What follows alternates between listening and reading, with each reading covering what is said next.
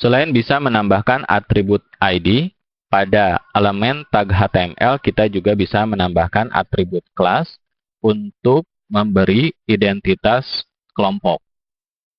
Oke, misalkan kali ini pada H1 yang ini, ya saya akan tambahkan kelasnya, ya nilainya misalkan judul.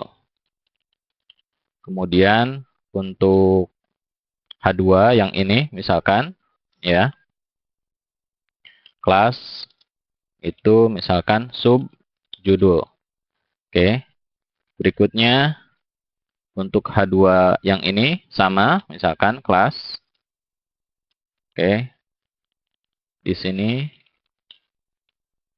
sub judul, ya.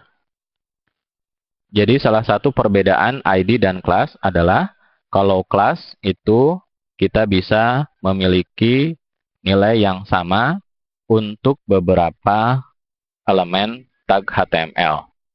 Oke, sekarang kita tambahkan saja atribut kelas subjudul ini untuk semua elemen tag H2. Oke, di sini saya paste. Kemudian di sini juga misalkan kita paste dan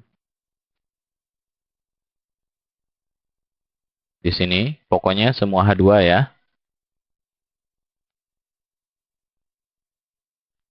Oke, ini juga.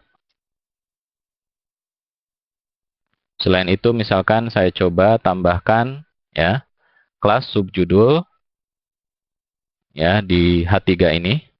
Ini untuk contoh saja. Oke, dan P yang ini misalkan. Ya. Oke, ya.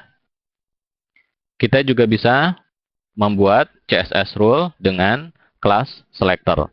Nah, jadi kita mulai dengan menuliskan titik dulu, kemudian ya value kelasnya, misalkan judul, ya.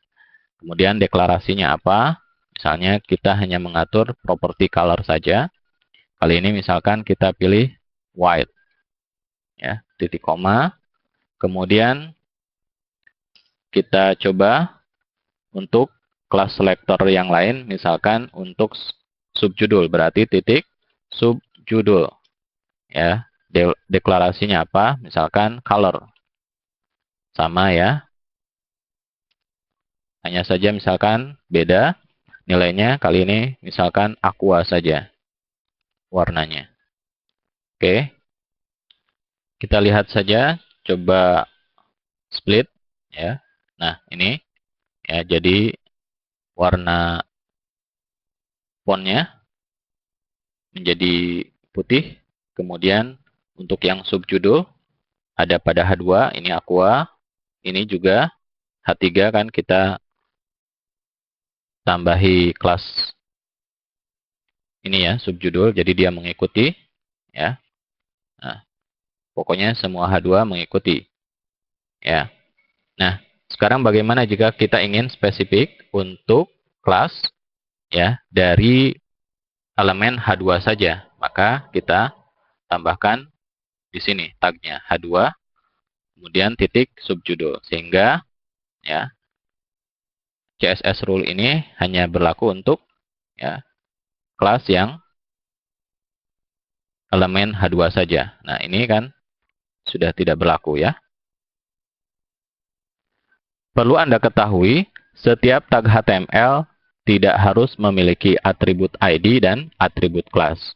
Jadi, tambahkan saja atribut ID dan kelas sesuai dengan kebutuhan.